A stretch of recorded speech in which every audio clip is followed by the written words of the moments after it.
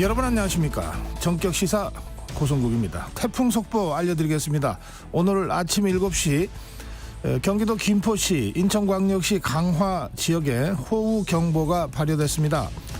차량은 속도를 줄여서 운행하시고 물에 잠긴 도로나 지하 차도나 교량 등으로 통행하지 않으시도록 주변에 있는 분들에게 알려주십시오. 또 침수 지역이나 산간, 계곡 등 위험 지역에 계신 분들 즉시 안전한 곳으로 대피하시기 바랍니다. 네, 정격시사 오늘은 국민의힘 김재원 최고위원 모셔보겠습니다. 더불어민주당 전당대회에서 낙선한 정봉주 후보에게 국민의힘 입당을 제안했는데 이걸 농담한 건지 진짜로 진지하게 제안한 건지부터 많은 분들이 궁금해하고 계십니다. 매주 수요일에 만나는 본격 토론, 최진영 변호사, 김준일 시사평론가와 함께 뜨거운 정치 현안들 다뤄보겠습니다. 지금 대한민국 저출산과의 정말 총력전을 하고 있는 상황입니다. 이를 위해서 대통령실에 저출생 대응 수석실이 신설됐습니다. 초대 저출생 수석으로 임명된 유혜미 수석 모시고 저출산 문제 좀 전반적으로 짚어보겠습니다. 8월 21일 수요일 정격시사 출발합니다. 네, 정격시사는 유튜브 라이브로 생방송 지금 함께 하실 수 있습니다. 문자 참여해 주십시오. 짧은 문자 50원, 긴 문자 100원, 샵 9730으로 들어오시면 됩니다. 콩 어플은 무료입니다. KBS 1라디오 채널 정치경제 사회문화 각종 명품 콘텐츠가 여러분을 기다리고 있습니다. 구독과 좋아요 그리고 좋은 댓글로 함께해 주십시오.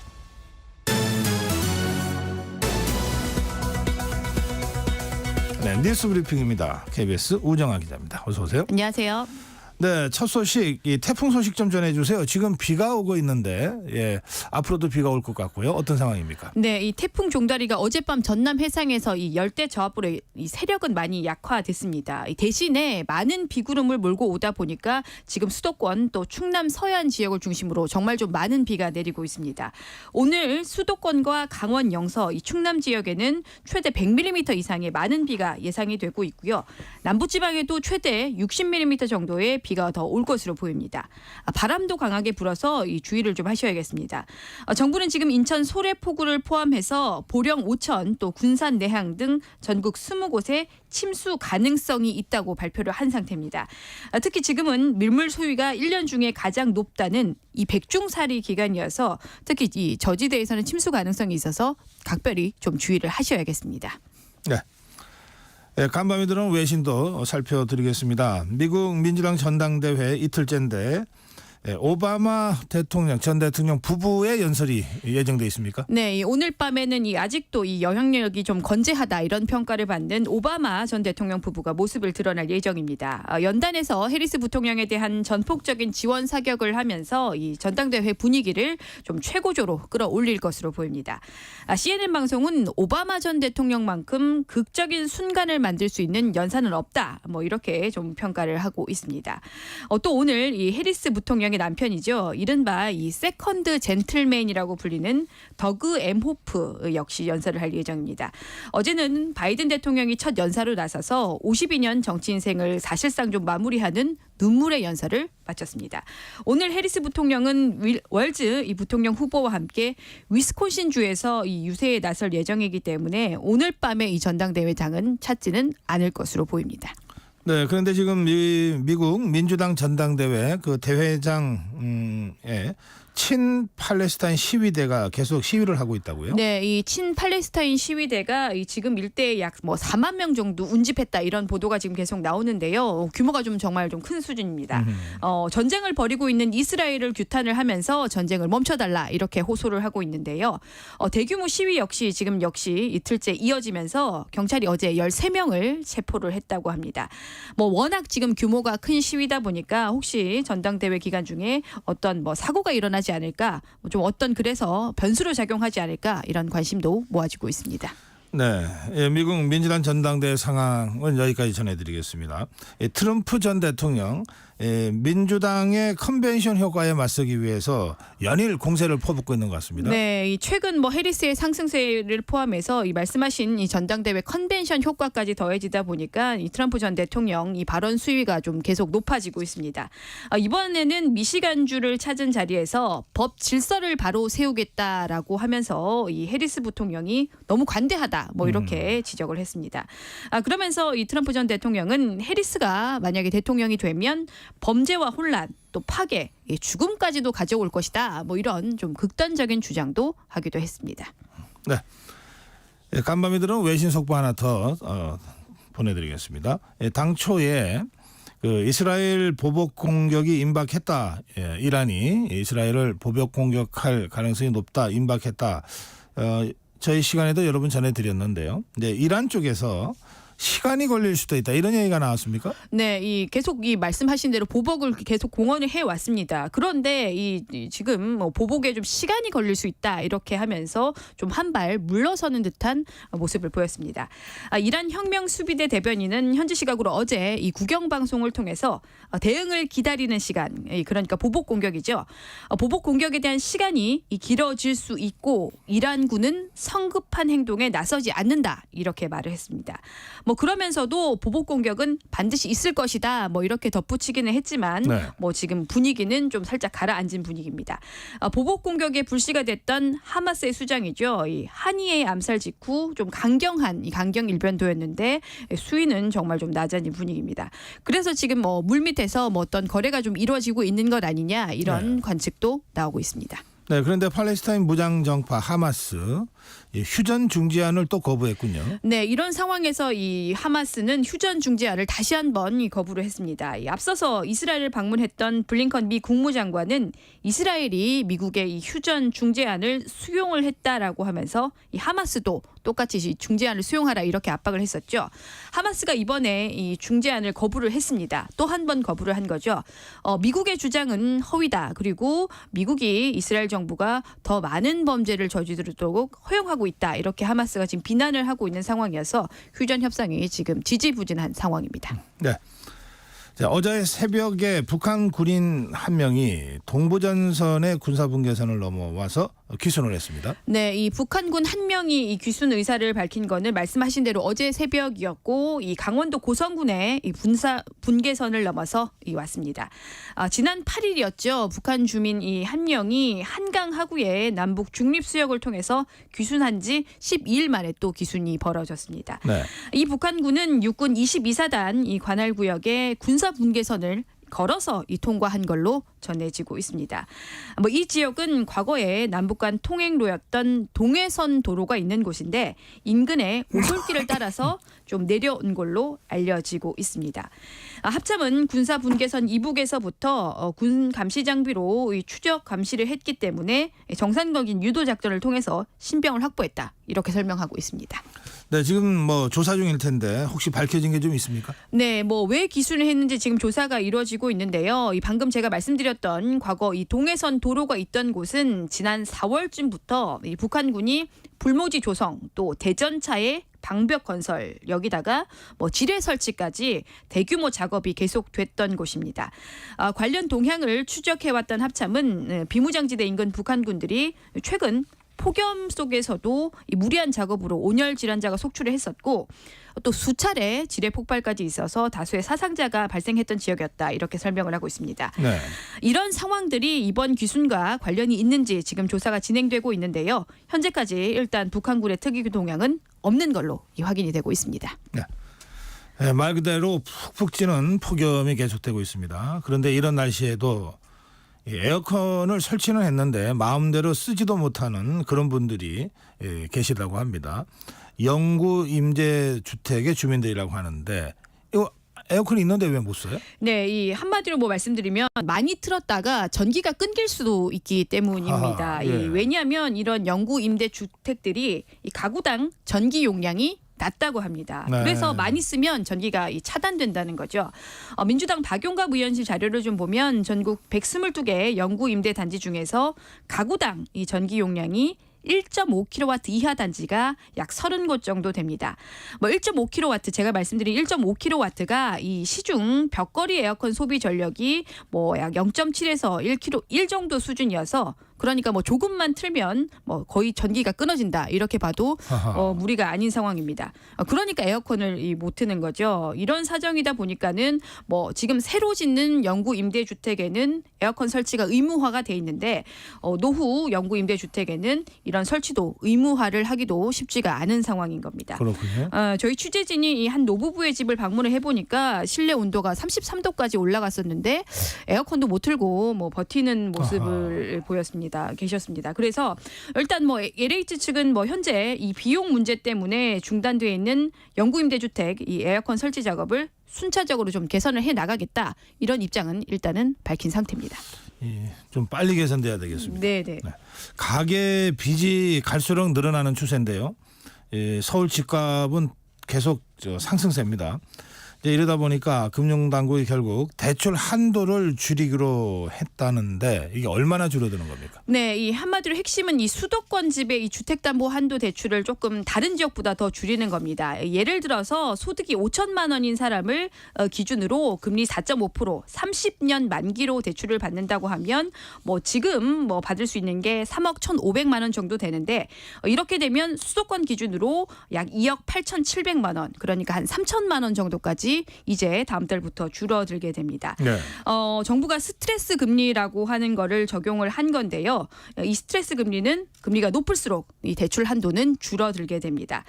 정부는 다음 달부터 이 스트레스 금리를 새로 적용을 하기로 했는데 수도권의 대출 한도는 더 줄어들게 됩니다. 그러면 집값은 잡을 수 있을까요? 네, 그래서 사실 집값을 잡을 수 있느냐 이게 목적인데 그렇지 않을 수도 있다라는 관측도 나오고 있습니다. 일단은 다음 달에 미국을 시작으로 금리 인하 기대가 있는 상황인데다가 지금 내년 내후년까지 이 주택 공급 물량도 정말 좀 줄어드는 추세여서 집값 상승을 자극할 요일만 지금 있는 상황입니다. 네. 이러다 보니까 이번에 이런 대출 규제에 있어도 시장을 잠재우기는 역부족일 것이다. 이런 전망이 나오고 있습니다.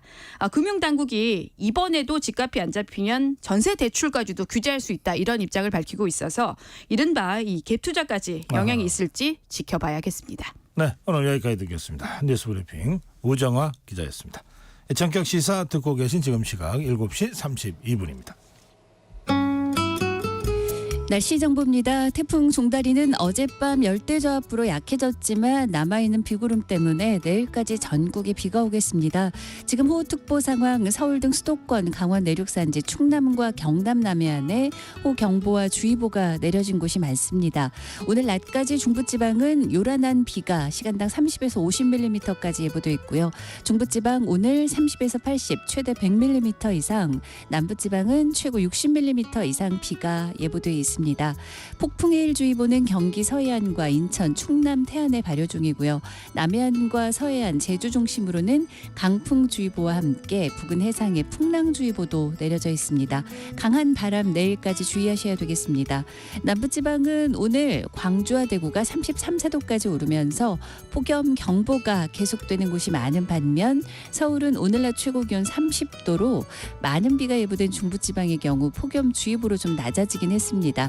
내일 절기 처서를 앞두고 있는데요. 그래도 이 비가 그친 후 태풍이 남긴 덥고 습한 공기가 유지되면서 8월 말까지 당분간 무더위와 열대야 계속 이어지겠습니다. 지금 서울 기온 27도, 오늘 서울에 22mm의 비가 왔습니다. 날씨 정보 최영우였습니다. 계속해서 이 시각 교통 상황 KBS 교통정보센터 유하영 씨가 정리해드립니다. 네, 출근길 정체가 일찍부터 길어졌습니다. 지금 서울 시내에서는 강변북로 구리 방향 행주대교에서 반포대교까지 막히고요. 이 구간 지나는 데만 55분 정도 걸립니다. 올림픽대로 하남 쪽으로 행주대교부터 월드컵대교까지 밀리고요. 여의 하류에서 반포대교까지 속도 떨어집니다. 동부간선도로 성수분기점 쪽으로 도봉 지하차도 입구부터 성수분기점까지 정체고요. 고속도로는 호남고속도로 지선 대전 방향 유성 부근 갓길에서 사고 처리하고요. 수도권 제일순환고속도로 구리에서 일산 쪽으로 별내 1, 2차로에서도 사고 났습니다. KBS 교통정보센터였습니다.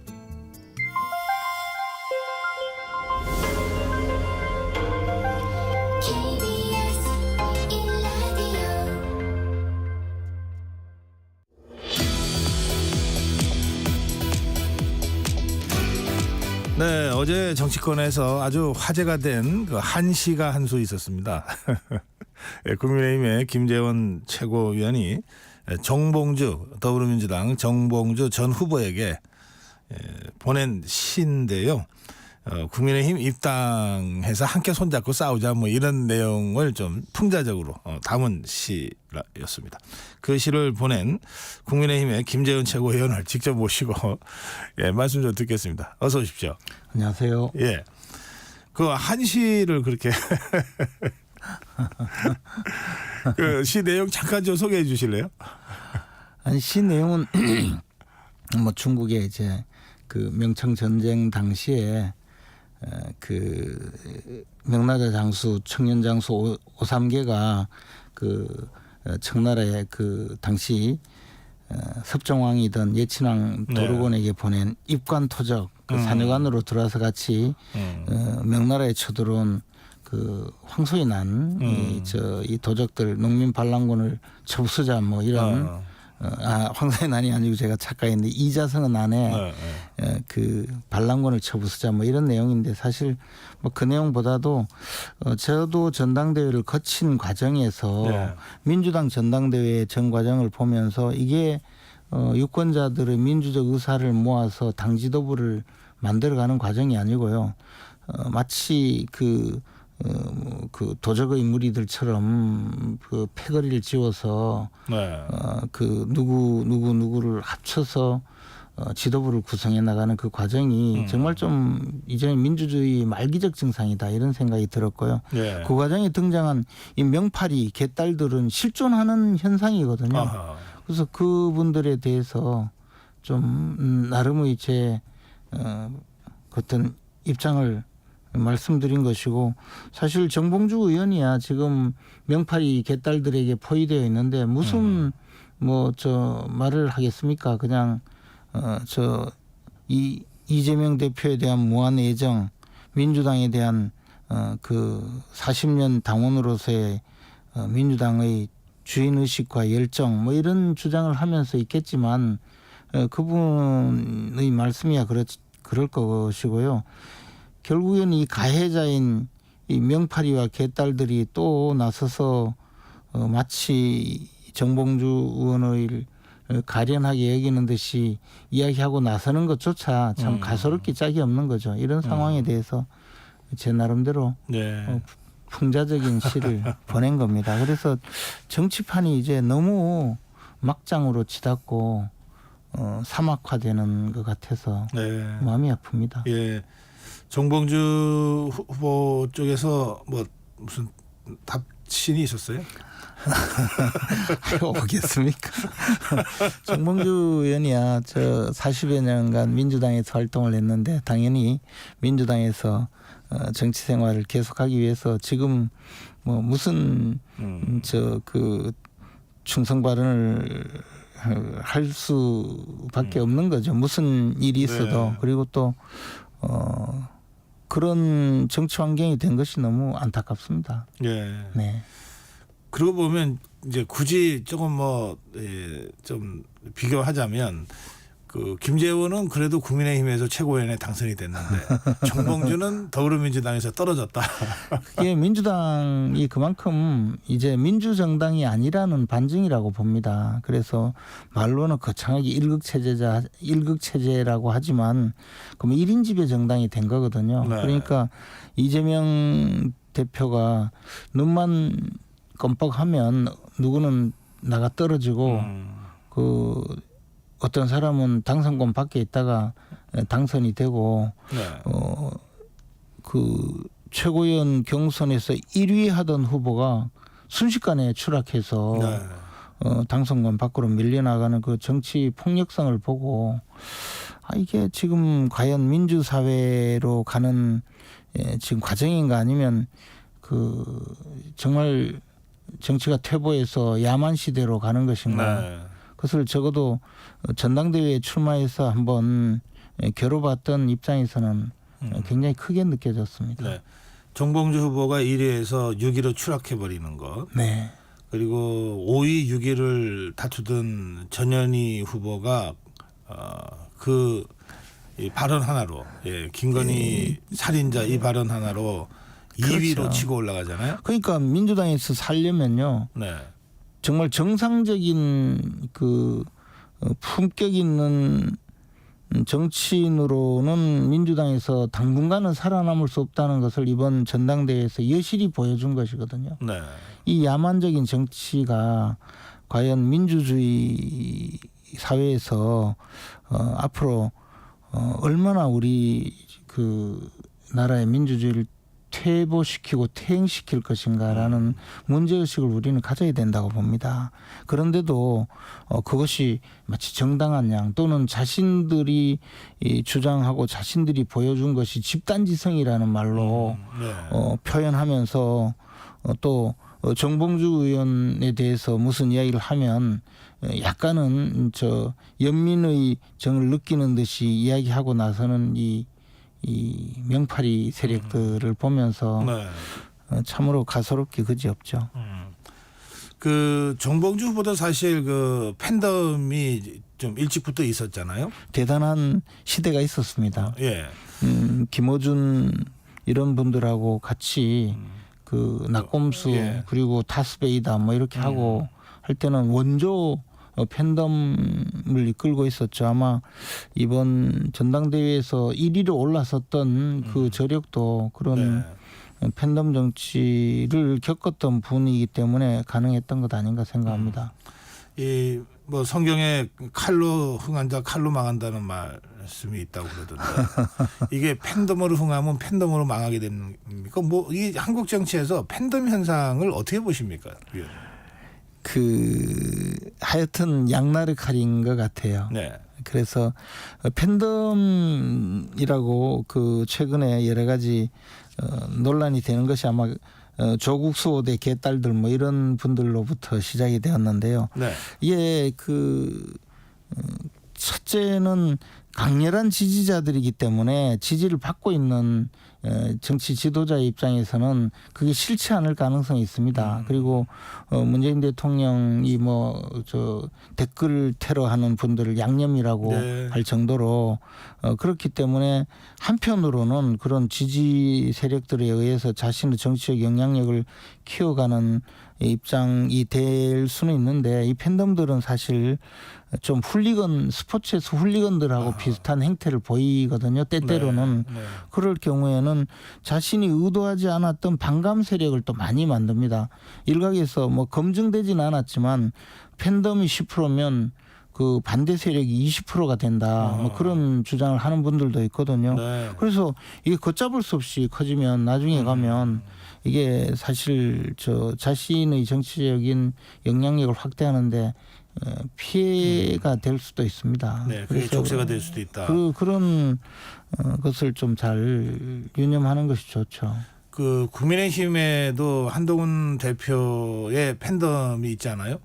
그 정도와 양상을 기계적으로 단순 비교할 수는 없겠습니다만 직접은 어떻게 느끼십니까? 아직까지 그런 과거의 노사모를 넘어서서 이제 개딸들까지 어떻게 변화해온 이 네. 민주당의 정치 훌리건들 팬덤들 수준과는 전혀 좀 차원이 다른 것 같습니다. 예. 그런데 우리 보수 정당에서는 사실 팬덤 정치가 그렇게 익숙하지 않기 때문에 지금 좀 낯선 풍경으로 생각을 하는데 그분들도 우리 당의 그 지지자들이기 때문에 우리가 잘 좀 받아들여서 네. 앞으로 함께 잘 갈 수 있도록 그렇게 만드는 것이 우리의 과제가 아닌가 생각합니다. 네. 이 전당대회 과정에서 한동훈 후보에 대한 여러 가지 그 문제 제기가 있었습니다. 네. 그 원내대표 한계론도 있었고 네. 또 아직 정치를 충분히 경험하지 못한 데 나오는 이 서투름도 이제 우려가 되고 그랬는데 이제 한 달 같이 최고위원으로서 일해 보신 거 아니에요? 어떠세요? 근데 이제 그 전당대회 당시에 있었던 많은 이야기가 뭐 현실화되지는 않았고요. 또 그간에 사실 한 달 동안이지만 일주일 휴가도 있었고 그래서 특별히 문제가 뭐 발견되거나 한 적은 없다고 봅니다. 네. 그리고 한동훈 대표가 민심을 굉장히 존중하고 민심을 따라가려는 그런 모습을 많이 보이고 있는데요. 네. 그런 면이 좋은 면도 있지만 또 이제 정치는 김대중 전 대통령이 이야기했던 말했던 상인의 현실감과 서생의 문제의식이 함께 있어야 된다. 특히 정치 지도자에게 필요한 덕목이라고 말씀하셨는데요. 저도 그 문제는 굉장히 공감하거든요. 예. 근데 이제 현실적으로 민심이 이러니까 이 부분을 존중해야 된다는 것과 함께 백면서생이 그 책상머리에 앉아서 느끼는 이 문제의식, 옳고 그름에 대한 시시비비를 가리려는 그런 생각도 굉장히 존중되어야 된다고 생각합니다. 그래서 그런 점을 앞으로 갖춰가지 않을까 뭐 그런 기대를 하고 있습니다. 과거에 사실 민심이라고 하지만 광우병 사태도 민심을 따라갔던 것이고 우리 보수 진영에서는 좀 아픈 기억이지만 박근혜 전 대통령의 탄핵 때도 사실 민심이 뭐 탄핵이다 해서 따라간 분들도 많거든요. 네. 그래서 사실 그런 면에서 보면 정치 지도자들이 느끼는 이 백면서생의 문제의식도 함께 필요하다고 생각합니다. 그 보통 투탑이라 그러잖아요. 네. 당 대표와 원내 대표. 네.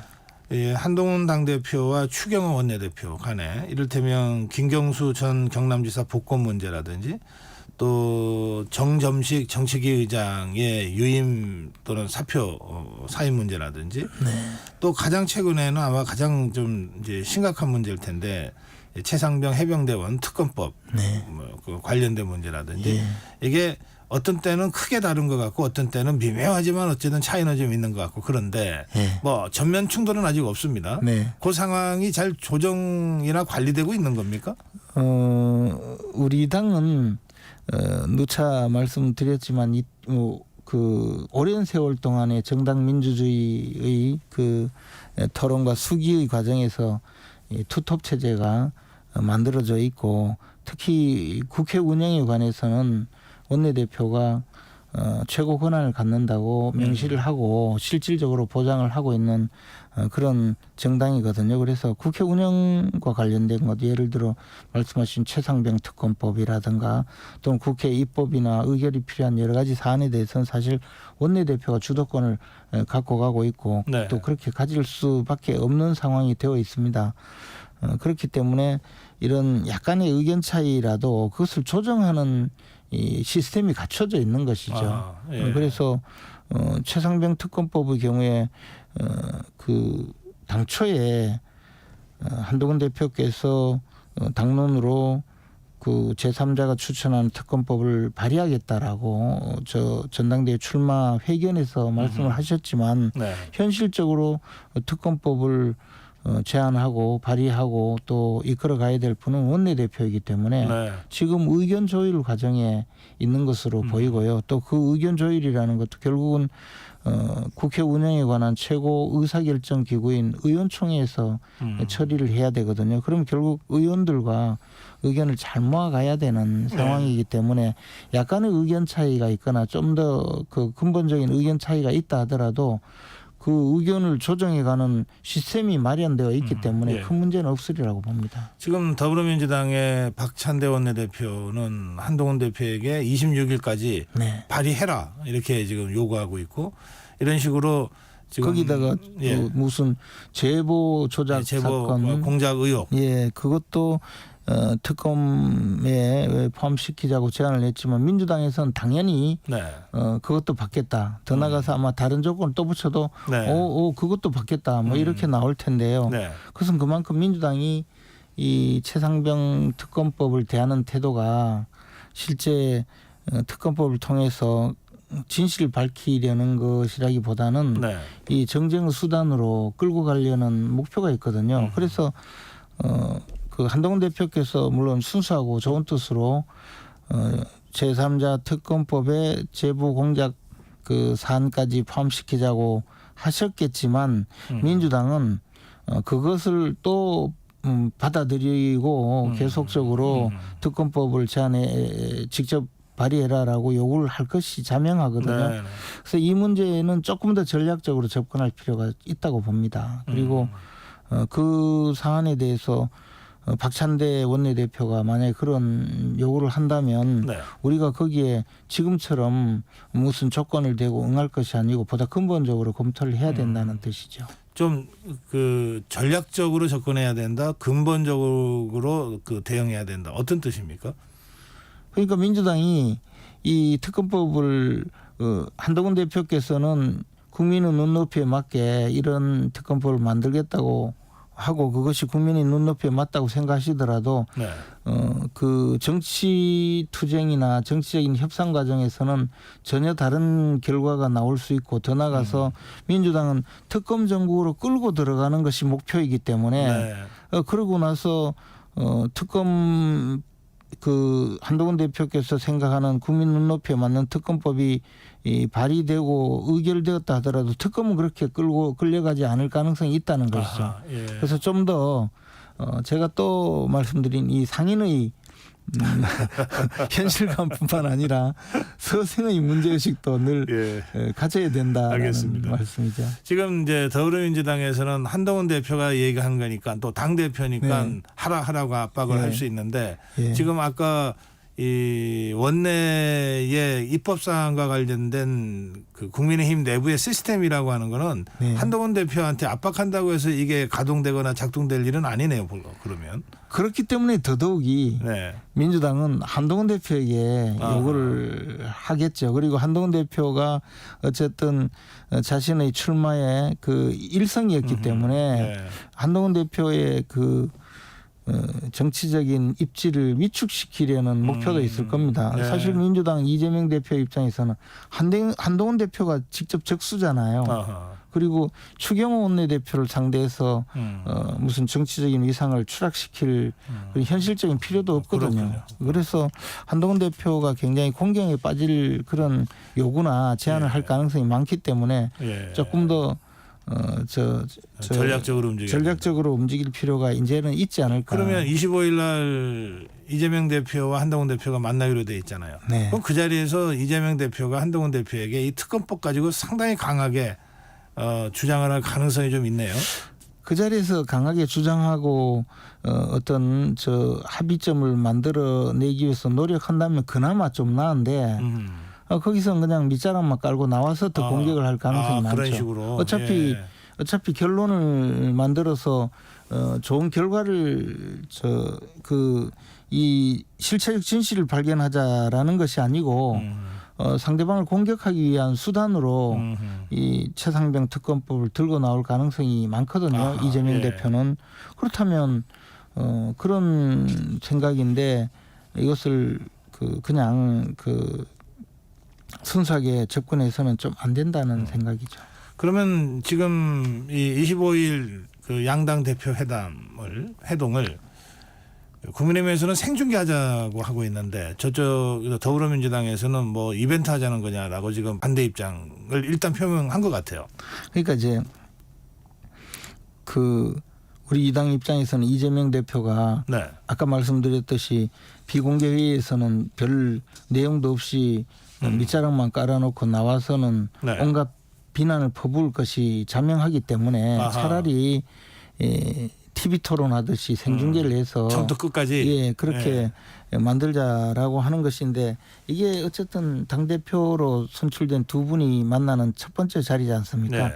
일종의 회담이고 일종의 정치적인 그 협상과 타협을 하는 자리인데 그것을 TV 토론 생중계하듯이 하자고 하면 민주당이 받아들일 가능성이 많지는 않을 것 같고 네.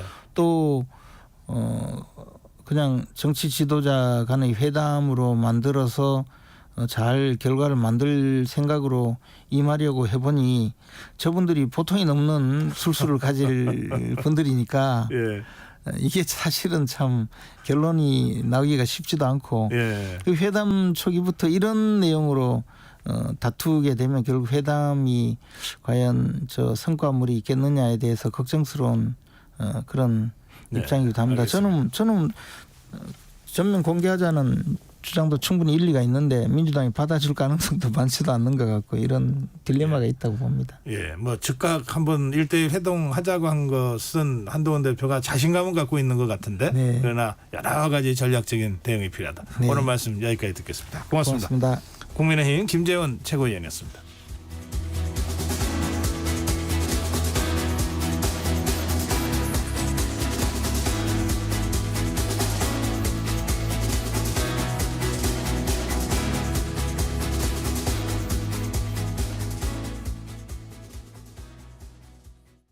뜻하지 않은 임신으로 출산에 대한 고민을 하고 계신가요? 혼자 감당하기 어려운 분들, 신원을 밝히고 출산하기 어려운 분들을 위해 정부는 지난 7월 19일부터 위기 임산부 상담을 시작했습니다. 위기 임산부 통합 상담 전화 1308로 전화 주세요. 24시간 전국 어디서나 가까운 상담기관에서 맞춤형으로 상담받으실 수 있습니다. 비밀은 철저히 보장됩니다.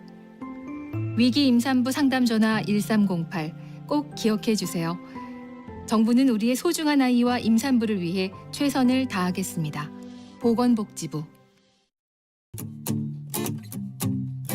KBS 라디오 기후위기 대응 캠페인 지구를 네, 안녕하세요. 저는 쓰레기를 줍는 사람들 스줍인 대표 박현지입니다. 쓰레기 줍다 보면 제일 많이 나오는 쓰레기가 담배꽁초 쓰레기다 보니까 해당 문제를 좀 본격적으로 해결하면 좋겠다. 근데 담배꽁초 자체에도 7,000여 종이 되는 유해 화학 물질이 있고 그리고 담배 10개 중에 9개는 셀룰로스 아세테이트라는 플라스틱 소재 성분의 필터가 사용되고 있습니다. 담배꽁초는 일단 대부분 길거리에 버려지고 있거든요. 비가 오는 날이면 이게 다 쓸려서 빗물바지로 다 흘러 들어가고 하수관을 통해서 많은 꽁초가 그대로 하천으로 흘러가고 또 바다로 가서 다시 저희에게 돌아오는 영향이 있어요. 해양생물을 직접적으로 섭취하게 되는 경우, 특히 바닥에 있는 해양생물들이 있잖아요. 많이 함유가 되어 있고 참 흡연자분들도 난감해요. 왜냐하면 나라에서 정당하게 세금까지 붙여서 판매하는 담배를 정당하게 내 돈 주고 샀는데 이걸 피게 되면 너무 눈초리를 받다 보니까, 그리고 이게 또 흡연 장소도 마땅히 없어서 버리시는 분들도 많은데, 근데 사실 그런 이유 때문에 담배꽁초를 길에 버린다는 것은 정당화될 수가 없죠. 그래서 개인이 할 수 있는 최소한의 노력이 필요한데요. 그게 바로 이제 담배꽁초를 본인이 직접 들고 쓰레기통에 버리는 행위를 해야겠죠. 담배꽁초는 10개 중 9개는 플라스틱 필터를 사용하고 수거, 재활용이 되지 않는 시스템입니다. 그래서 쓰레기 문제로 조금 더 다가가서 우리가 모두 함께 해결할 수 있는 방안을 좀 생각을 하고 실행할 수 있으면 좋을 것 같습니다. 뜨거워지고 있는 지구. 지금 우리의 문제입니다. KBS 라디오 기후위기 대응 캠페인 지구를 시켜라 였습니다.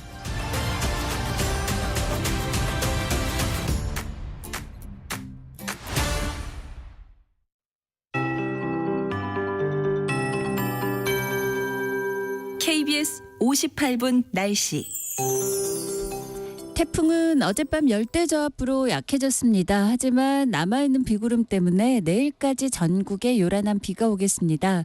서울 등 수도권, 강원 내륙산지, 충남과 경남 남해안에 호우특보가 내려져 있고 경기 남서부나 충남 북부 서해안 중심으로는 호우경보로 매서운 비가 쏟아지고 있습니다. 오늘 낮까지 중부지방은 시간당 30에서 50mm로 강한 비가 오는 곳이 있겠고요.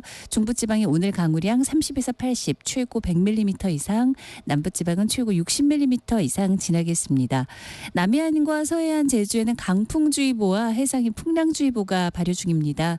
내일까지 바람이 강하겠고요. 1년 중 바닷물의 높이가 가장 높아지는 백중사리 기간이라서 저지대 침수를 각별히 주의하시기 바랍니다. 오늘 남부지방은 폭염경보가 그대로인 곳이 많은데요. 광주 33, 대구 34도까지 오르겠고요. 서울은 8월 들어서 가장 낮은 낮 기온 30도로 오늘 예보돼 있습니다. 많은 비가 내릴 전망인 중부지방은 폭염주의보로 대부분 완화가 됐습니다만 그래도 내일 비가 그치고 나면 다시금 8월 말까지 당분간 무더위와 열대야가 이어지겠고요. 서울은 오늘부로 연속 31일째 열대야를 기록하고 있습니다. 지금 서울 기온 27도, 오늘 서울에는 25mm의 비가 왔습니다. 최영우였습니다.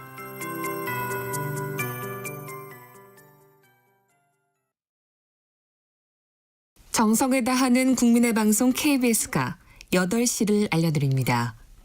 AM 711kHz, FM 97.3MHz, KBS 1라디오입니다.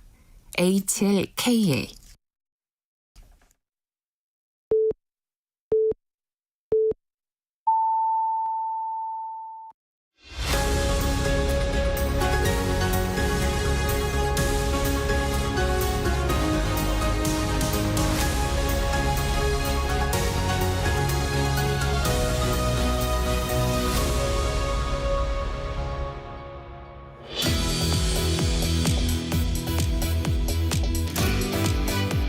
네, 인구 위기, 저출생 문제는 우리나라가 직면한 가장 큰 위협으로 꼽힙니다. 뭐 이 문제는 여야가 따로 없는 문제라고 할 수 있습니다.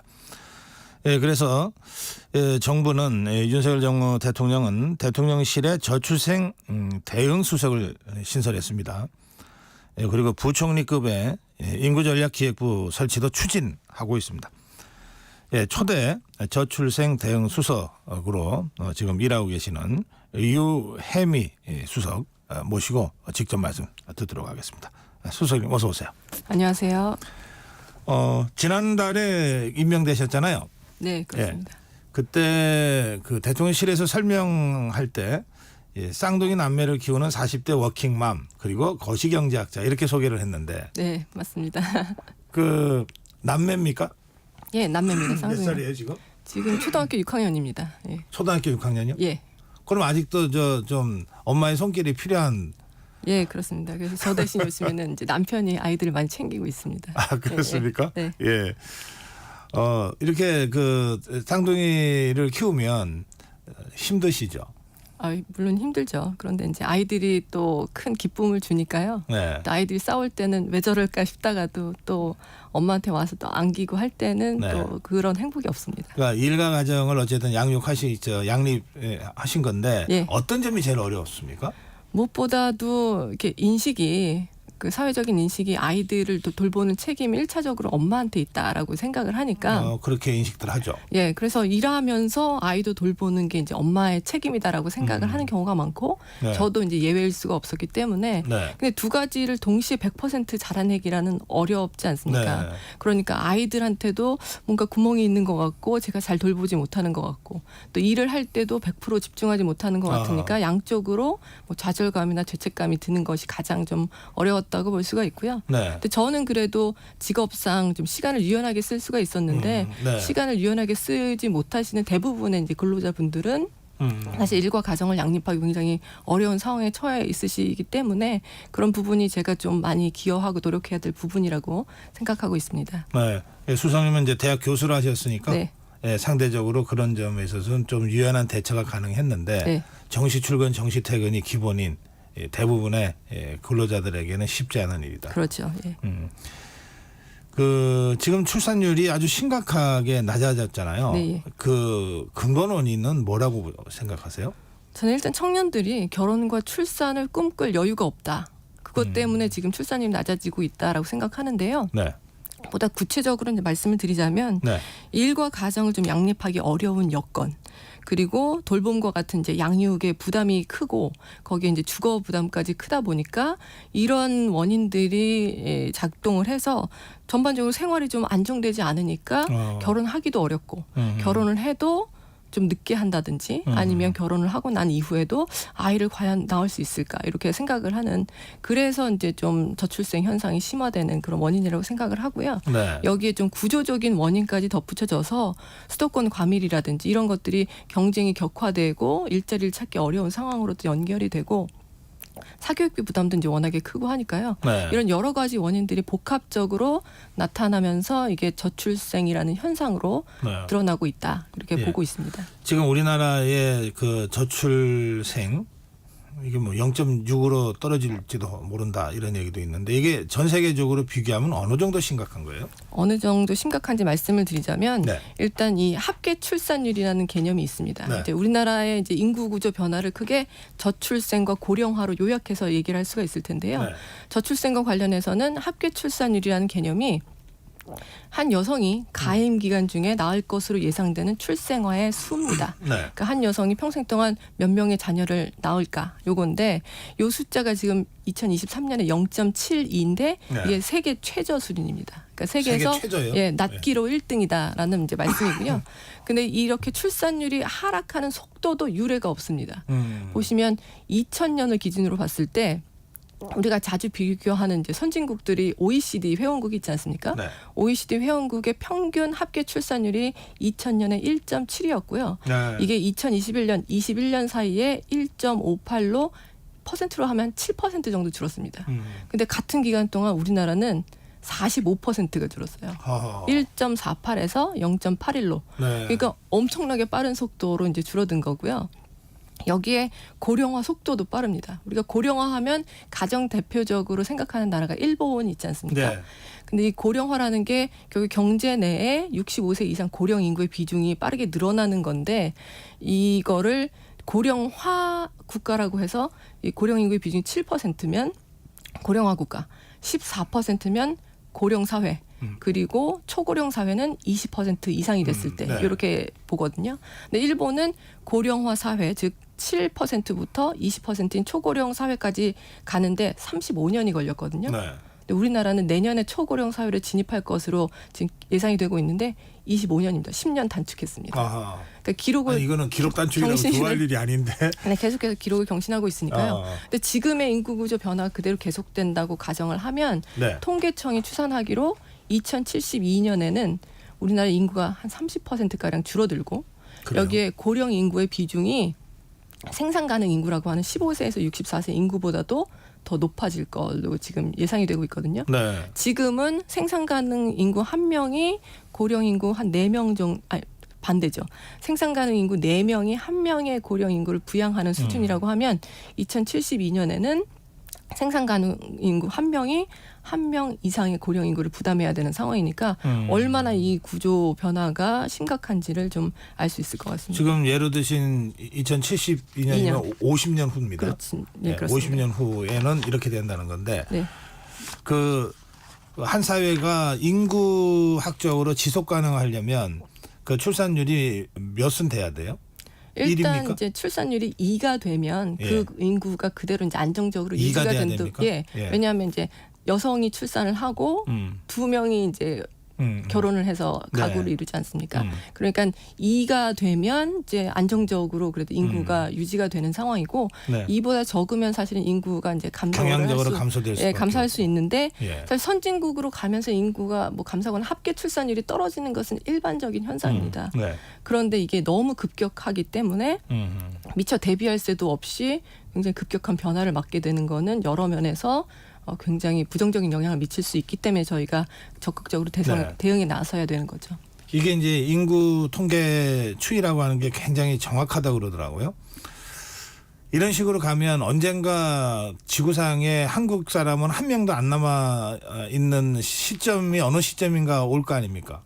인구 소멸의 위기까지 말씀하시는 분들이 있는데 사실 네. 뭐 그렇게까지 보고 있지는 않고요. 계속해서 가면 인구가 이제 상당수 줄어든 이후에는 좀 어느 정도 새로운 안정기로 찾아갈 것으로 보고는 있습니다. 예. 그러니까 국가가 완전히 사라질 정도라고 보지는 않는데 그런 건 아니고요. 한국인이 예. 없는 세상은 예, 그렇게까지 보고 있지는 않지만 아무튼 인구가 30% 줄어든 사회는 지금과는 완전히 다른 사회인데 지금 현재 시스템이 그대로 잘 작동을 할 수 있을지는 회의적이기 때문에 여러모로 어떻게 대응을 하고 그 상황에서도 어떻게 미래 경쟁력을 확보할 네. 수 있을지를 좀 모색해야 되는 그런 중차대한 시점이라고 보고 있습니다. 인구 30%가 준다는 건 지금 뭐 보통 5,200만 그러는데 한 3천만 시대로 떨어진다는 거 아닙니까? 예, 예. 그러면 어떤 변화가 생깁니까? 우리 사회에? 일단 이제 가장 중요한 변화는 이제 성장이나 이제 재정에 있어서 굉장히 부정적인 영향이 많이 미친다는 건데요. 네. 일단 성장 잠재력이 꺾인다고들 많이 예상을 하고 있습니다. 예. 일단 생산을 하기 위해서는 노동이라는 네. 중요한 자원이 필요한데 노동력이 줄어드는 거지 않습니까? 그러니까 생산이 줄어들 수밖에 없고 그리고 인재한테서 사실은 새로운 아이디어가 나오고 새로운 아이디어가 혁신의 기반이 되는 건데 인구가 줄어들면 인재 풀도 줄어드니까 혁신적인 아이디어가 나오기도 또 어려운 세상이 되지 않습니까? 그러니까 이런 면들이 사실은 성장 잠재력을 굉장히 훼손하는 것들이고요. 여기에 앞서 말씀드렸다시피 고령화가 빠르게 진행되다 보니까 생산 가능 인구보다 고령 인구가 더 빠른 속도로 늘어나면 이 고령 인구를 부양하기 위해서 재정 부담이 점점 더 커지는 거죠. 그럼 감당할 수 없는 위기에 몰릴 수가 있기 때문에 네. 이런 부분들이 굉장히 중요하고도 심각한 이제 변화를 초래하고 여기에 대응할 필요가 있는 것이죠. 보통 인구 정책 있잖아요. 저희가 제가 국민학교 다닐 때 초등학교를 그때 국민학교로 네. 불렀을 때는 진짜 이거 산하제한 운동을 우리 어린애들도 맨날 떠들고 다녔어요. 네. 그런데 지금 세계 가장 빠른 속도로 지금 이 저출생 국가가 지금 되고 있다고 네. 하면 인구 정책이 굉장히 느리게 턴하는 것 같아도 한번 방향이 바뀌면은 또 걷잡을 수 없게 글로 가잖아요. 이런 정책 전환의 어떤 그 모멘텀을 아직은 우리가 놓치지 않았다고 보시는 건가요? 뭐 조금 늦은 감은 있지만 지금이라도 좀 더 근본적인 원인에 다가가고 있다는 점에서 이제 긍정적이라고 보고 있는데요. 네. 사실 저출생 대책이 이번 정부에 와서 새롭게 시행되는 것은 아니고 이전도 저출생 관련해서 여러 가지 대책이 시행이 됐습니다. 네. 근데 그런 대책들이 대체로 출산 전후에 발생하는 비용들을 좀 보전해주는 현금성 지원 대책이 많았거든요. 네. 그런데 그런 대책을 시행했음에도 불구하고 출산율은 계속해서 하락을 했단 말이죠. 네, 결과는 계속 안 좋았어요. 예, 그러니까 뭔가 더 근본적인 원인에 대한 접근이 부족했던 것이 아닌가. 이런 이제 반성하에 새롭게 나온 대책들이 6월 19일에 발표된 우리가 6.19 대책이라고 부르는 것들인데요. 여기에서는 크게 세 가지, 그 일과 가정을 양립하는 것, 그다음에 돌봄과 같은 양육 부담을 완화해 주는 것, 세 번째로는 주거 부담을 완화해 주는 것. 요 세 가지에 초점을 맞춰서 새로운 대책들을 내놨고요. 이런 부분이 기존의 이제 대책에 비해서는 진일보하고 보다 네. 근본적인 원인에 한 걸음 더 다가갔다는 점에서 굉장히 의미가 있다고 보고 있습니다. 하지만 이것만으로 다 해결을 할 수는 없다고 생각을 하고 보다 이제 구조적인 요인들 아까 말씀드렸다시피 수도권 과밀이라든지 뭐 아니면 높은 집값이라든지 사교육비 부담 이런 것과 같은 구조적 요인들도 저희가 계속해서 좀 이제 접근하면서 이제 풀어나가야 될 과제라고 보고 있습니다. 네. 이 저출산 문제를 이제 걱정하는 분들 중에는 뭐 1년에 40조 이상 지금 말씀하신 그 이전 정부들에서 저출산 문제를 해결하기 위한 예산으로 집행을 했는데도 결과는 계속 나빠졌다. 근데 그게 자꾸 변죽만 올려서 그랬다. 네. 그러니까 그냥 화끈하게 아기 낳으면 얼마씩 주자. 이게 제일 효과적이지 않냐. 예, 현금 지원 방식이라고 주장하시는 분들도 계시거든요. 예, 그렇습니다. 그동안 대책이 큰 효과를 못 봤다 보니까 보다 획기적인 것, 보다 네. 파격적인 대책을 요구하는 목소리가 굉장히 높은 건 저희도 알고 있는데요. 네. 저희가 이제 그런 정책을 살펴볼 때 가장 중요하게 생각하는 원칙이 두 가지가 있습니다. 한 가지는 얼마나 효과가 있느냐. 두 번째는 지속 가능하냐. 이 네. 두 가지를 원칙으로 살펴보고 있는데요. 일단 얼마나 효과가 있는지는 그 현금성 지원의 경우에는 여러 선행 연구들을 보면 효과가 좀 단기적이고 그렇게 크지 않다는 연구들이 많이 있습니다. 아하. 그래서 보다 효과가 큰 정책 위주로 좀 재구조할 필요는 있는 것 같고요. 네. 두 번째로 지속 가능성은 보다 획기적이고 파격적으로 금액을 올릴수록 보기에는 굉장히 획기적이고 파격적이고 효과가 있을 지속 것처럼 가능성은 점점 보이지만 낮아지겠네. 지속 가능성이 낮아진다는 것이 문제인 거죠. 그래서 이 두 그러네요. 가지 좀 원칙 하에 저희들이 좀 더 효과가 좋으면서도 지속 가능한 정책 위주로 좀 설계를 하려고 하고 있습니다. 네. 예, 저는 이 문제와 관련해서는 할 수 있는 건 다 하자는 생각인데요. 네. 뭐 일테면은 정책이라고 하는 게 늘 보면은 좀 보수적인 정책이 있는가 하면 좀 진보적인 정책도 있고 그렇잖아요. 네. 그러니까 이거를 여야가 진영으로 갈라져 싸우면 야 그거는 보수적인 거니까 안 돼. 그건 진보적이라서 안 돼라고 이제 막 배제하기 시작하면 별로 그 효과적이지 않다 이런 생각을 해요. 네. 그래서 할 수 있는 거 다 하자는 생각인데 그러다 보면 외국 사례를 자꾸 들여다보게 되잖아요. 네. 그러니까 수석님 보시기에는 지금 우리 문제를 해결하는데 나름 어쨌든 시사점을 주거나 도움이 될 만한 외국의 성공적인 사례들이 좀 있을 것 같은데 몇 가지 소개 좀 해주실래요? 예, 그렇습니다. 일단 이 저출생 문제가 우리나라는 지금 굉장히 심각하게 바라보고 있지만 그 저출생과 관련한 대책을 시행했던 나라 그리고 그것을 효과를 본 나라들이 좀 있습니다. 그러니까 대표적인 예가 이제 독일하고 프랑스를 들 수가 있을 것 같은데요.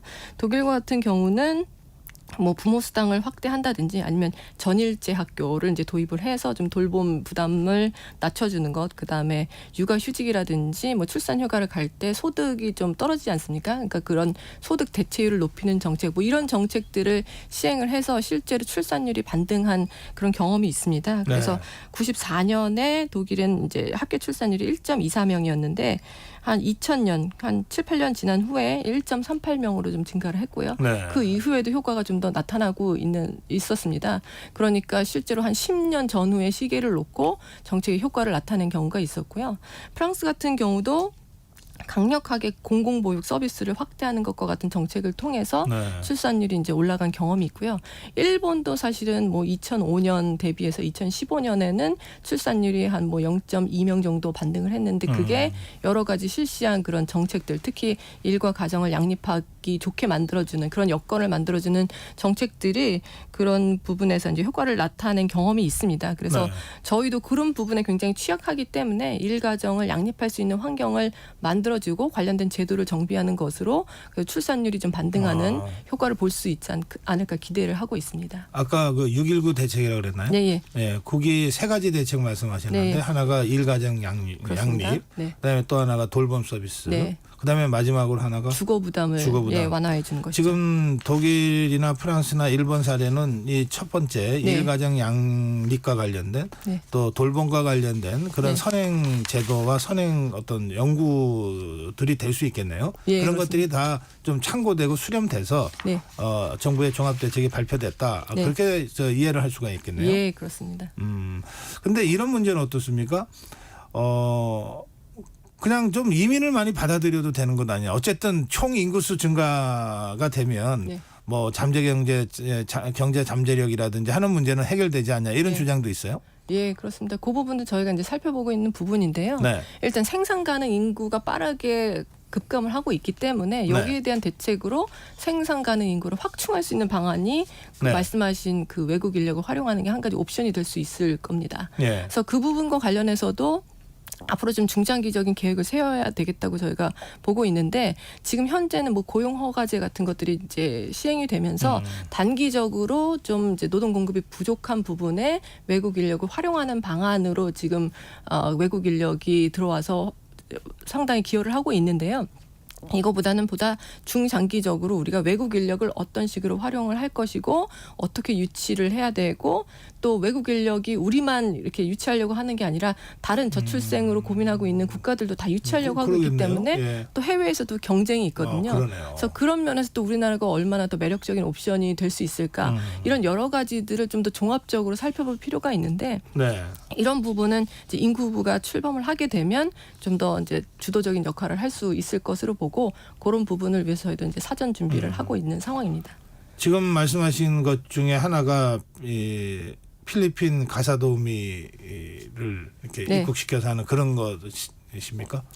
그 부분도 사실은 저출생과 관련해서 저희가 추진하고 있는 이제 대책 중에 하나인데요. 지금 일단은 시범 사업을 하고 있는데 그 정책의 취지는 사실은 이제 맞벌이 가구 이제 많이 증가하지 않았습니까? 근데 맞벌이 가구의 경우에 일과 가정을 좀 양립하기 어려운 환경에서 돌봄에 대한 수요가 굉장히 많은데 기관이 아닌 집에서 아이들 돌봐줄 수 있는 거에 대한 수요도 상당히 높고 근데 그 비용이 상당히 크다 보니까 고소득 맞벌이가 아니면은 사실 그런 서비스를 이용하기 어려운 환경이거든요. 그래서 우수한 여성 인재가 그런 돌봄의 부담 때문에 사실은 그냥 집에 머무는 경우도 많이 있고 또 이제 돌봄과 일을 같이 하기 병행하기 어려운 경우가 있어서 이런 부분을 해소하기 위해서 양육 그런 비용 부담을 획기적으로 낮춰줄 수 있는 대안으로 사실은 그런 필리핀 가사 도우미나 이런 부분들을 고려를 하게 된 거거든요. 근데 현재는 이제 최저임금이 적용되는 상황에서 비용이 그렇게 낮지 않다라는 이제 비판이 많이 제기가 되고 있고요. 그래서 저희가 이제 어떤 면에서 그런 비용 부담을 더 낮출 수 있을지를 이제 고민을 해야 되는 상황이고 지금은 시범 사업이니까 시범 사업을 하면서 계속해서 이제 개선점들을 찾으려고 하는데요. 일본의 사례를 보면 일본도 이제 필리핀 가사 도우미나 이런 돌보미들을 활용을 하고 있는데 좀 자격 요건을 깐깐하게 해서 조금 이제 비용 부담이 있는 그런 도우미도 있는 반면에 네. 이런 경우는 이제 어떤 기관에서 고용을 해서 파견하는 그런 형태가 될 거고요.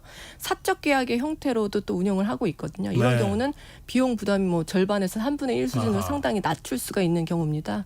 그래서 저희도 좀 다양한 형태로 좀 도입을 한다면 원래 취지도 살릴 수 있고 다양한 수요를 충족시킬 수 있지 않을까 그렇게 보고 있는데 아직은 시범 단계라서 조금 더 이제 정책을 정교하게 좀 점검을 해야 될 필요는 있을 것 같습니다. 알겠습니다.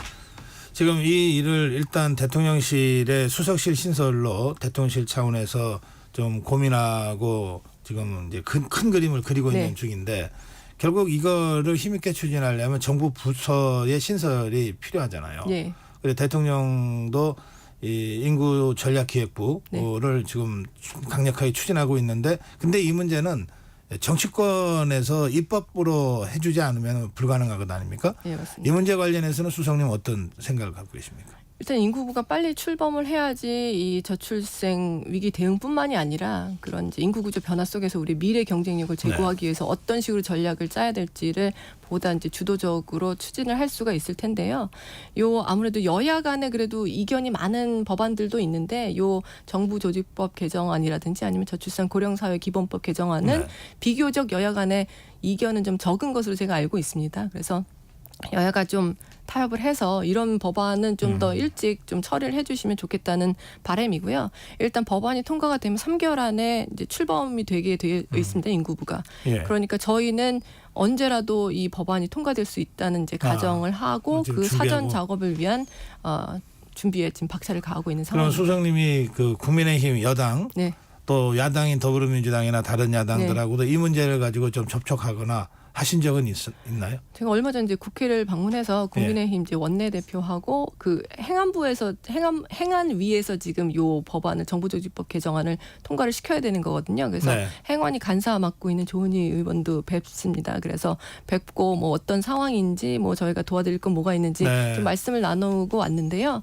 아무튼 그 국회에서도 열심히 좀 논의를 해주시고 저희도 어떤 부분에서든 저희가 힘이 될 수 있는 부분 열심히 돕겠다고 말씀드렸고 계속해서 소통하고 있는 상황입니다. 더불어민주당하고는 아직 기회가 없었는데 그쪽도 저 이제 더불어민주당도 이제 당 대표도 선출이 되시고 네. 또 이제 정비가 되고 있으니까 그 부분도 저희가 소통에 또 적극적으로 나서도록 하겠습니다. 예, 마지막 질문 드릴게요. 네. 하여튼 이제 정치권이 입법으로 그 받침해주지 않으면 그 부총리급의 인구전략기획부는 출범 자체가 안 되는 거니까요. 네.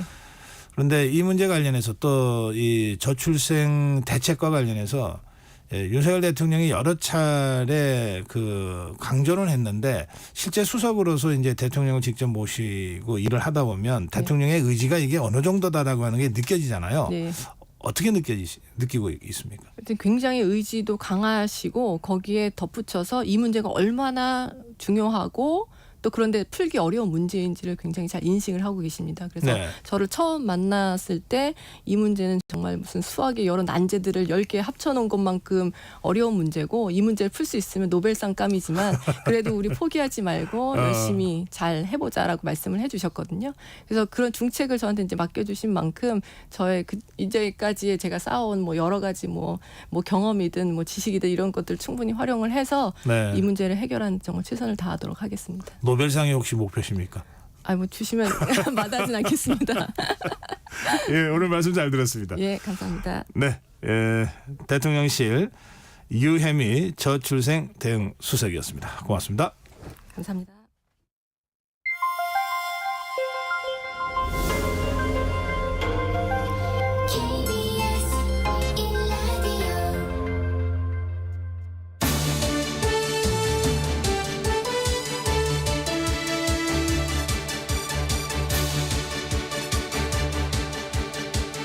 네, 한 주의 한가운데에서 뜨거운 정치 현안을 본격적으로 토론하는 본격 토론입니다. 예, 쏟아지는 비석을 뚫고 두 분이 오셨습니다. 최진영 변호사 나오셨습니다. 네, 수요일의 남자 최지정 변호사입니다. 네, 김준일 평론가입니다. 예, 김준일입니다. 반갑습니다. 네, 25일이 여야 대표 회동이 있습니다. 국회에서 일요일이죠? 네. 예, 어떻게 기대 또는 전망하세요? 일단 뭐 만나는 거에 좀 의미가 있는 것 같아요. 왜냐하면은 이제 안 만나는 지금 뭐 이게 여기저기서 만나네 안 만나네 뭐 이런 논란들이 있잖아요. 뭐 영수회담도 하네 안 하네 뭐 이런 논란들이 있는데 그래서 그러니까 뭐 잘 됐으면 좋겠고 결과 어느 정도는 저는 성과는 나올 거라고 봅니다. 왜냐하면 이해관계가 맞아떨어지는 부분들이 분명히 있거든요. 이재명 대표도 이제 1기 때 이재명과 2기 때 이재명은 목표가 좀 달라진 것 같아요. 그러니까 1기 때는 총선에서 이기려면은 전선을 만들어야 되고 각을 세워야 되는 게 좀 더 목표라고 본다면 지금 2기 때는 뭔가 선거도 없잖아요. 당분간 이제 한참 뒤에 이제 지방선거 있고 그러면은 지금은 좀 뭔가 이제 수권 정당으로서의 어떤 야당 대표로서의 이미지 뭐 이런 거 그리고 대선까지 준비하는 그런 것들을 보여줘야 되는 상황이면 싸우는 것도 싸우는 거지만 지금은 좀 잘 성과를 내는 게 중요하다라고 본다면은 한동훈 대표도 계속 민생 얘기하잖아요. 일정 정도 성과는 있겠다. 근데 저 뒤에 말씀드리겠지만 뭐 최상병 특검이라든지 이런 것들은 험난한 길이 예상된다 이렇게 봅니다. 그래요. 두 사람의 이해관계가 일치하는 부분이 있다.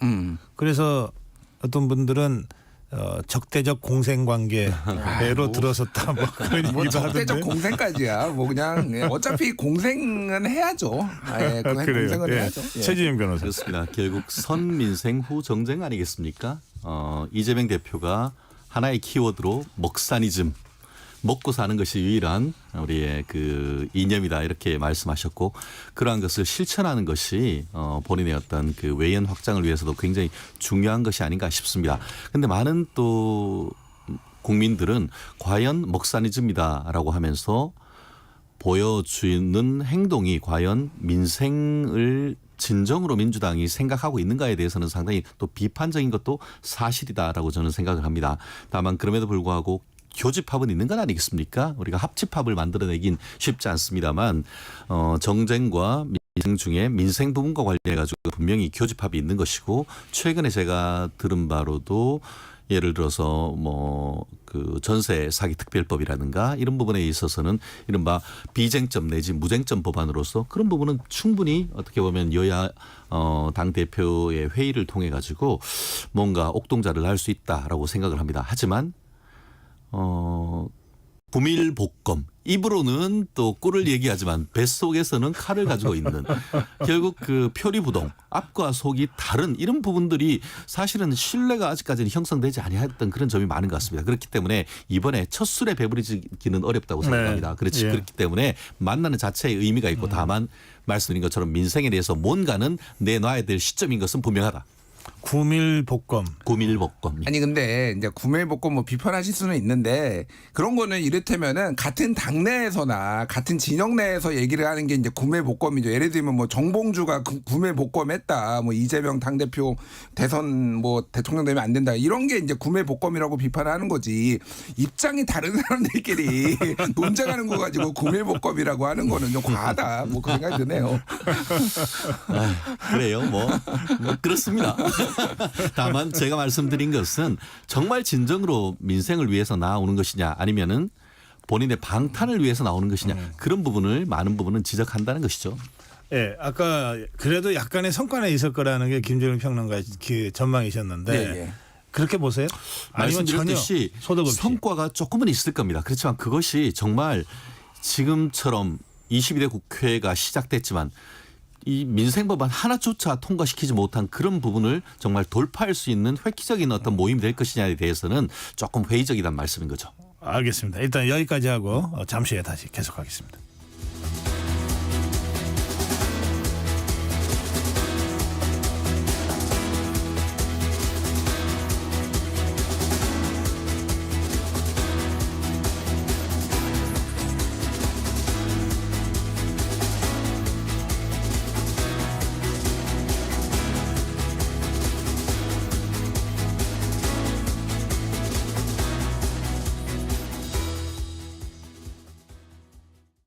(2024년 10월 1일부터) 폐기물 처리 현장 정보 전송 의무화가 사업장 일반 폐기물과 수출입 폐기물까지 확대 시행됩니다. 사업장 폐기물의 올바른 처리와 안전하고 투명한 관리를 위해 꼭 기억하세요. 폐기물 수집 운반자는 차량의 실시간 위치 정보를, 폐기물을 처분하거나 재활용하는 자는 반입된 폐기물의 중량과 함께 촬영된 영상 정보를 실시간으로 전송해야 합니다. 보다 자세한 사항은 폐기물 처리 현장 정보 관리 시스템 홈페이지를 참고하세요. 이 캠페인은 환경부와 한국환경공단이 함께합니다. 잠시 후 8시 반부터 일부 지역국에서는 해당 지역 방송을 보내드립니다. 워렌 버핏은 가치 투자, 필립 피셔는 성장주 투자, 피터 린치는 장기 투자. 방법은 달라도 목표는 하나. 성기영의 경제쇼가 성공의 길로 안내합니다. 깊이 있게, 명쾌하게, 지금 이 시대 경제에 관한 모든 것을 알려드립니다. 평일 오후 4시 5분 성기영의 경제쇼와 함께하십시오.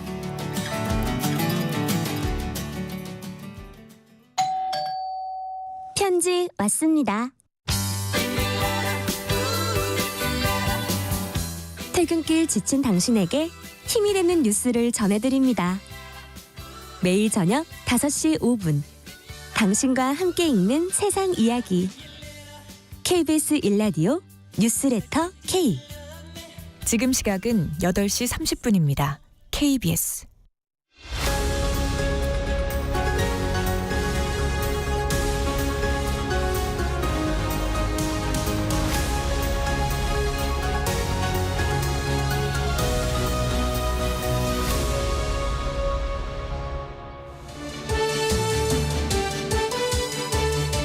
네, 수요일에 보내드리는 본격 토론 최진영 변호사, 김준일 평론가와 함께하고 있습니다. 예, 25일 그 이재명 한동훈 회동, 한동훈 이재명 회동.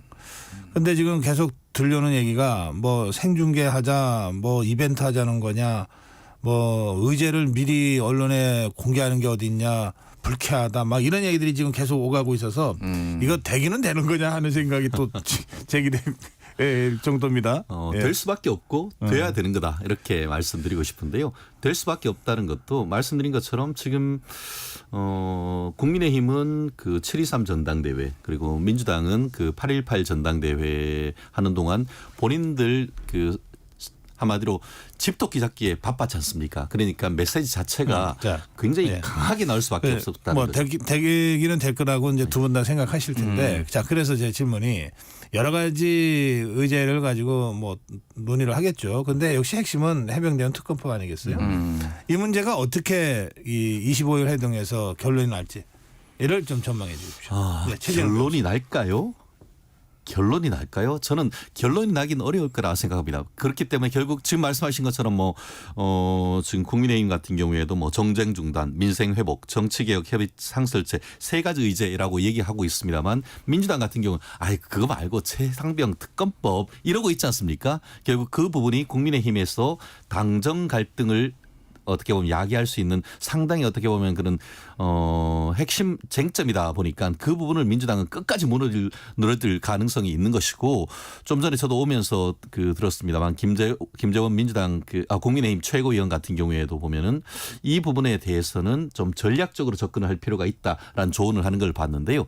말씀드린 것처럼 지금 한동훈 대표 입장에서는 본인이 어떻게 보면 당대표 출마 일성으로 했던 것이 제3자 추천한 최해병 특검이었기 때문에 그 부분을 계속 현 의원들과 어떻게 보면 원투원으로 얘기하고 있는 건 사실인 것 같습니다. 하지만 많은 또 국민의힘 그 현역 배지 의원님들 같은 경우에는 대통령이 2번씩이나 거부권을 행사한 법안에 대해서 과연 받는 것이 그것이 중도층을 확장할 수 있는가에 대한 상당히 비판적인 견해도 있는 것도 사실입니다. 그렇기 때문에 다가오는 25일 날 있을 그 여야 대표 회담에 어떤 그런 의제가 될 수 있을지 모르지만 현재 당 대표가 결론은 못 낼 거다. 결론을 내리기는 상당히 어렵다 이런 내용이죠. 저도 뭐 비슷한 생각이에요. 그러니까 한동훈 대표가 이제 본인이 후보 시절에 주장을 했던 거는 대법원장 등 제3자가 추천하는 법안에 대해서 해야 된다. 이거를 이제 해결을 해야 된다. 민주당이 계속 발의할 텐데 이거 어떻게 할 거냐라고 본인이 얘기를 했잖아요.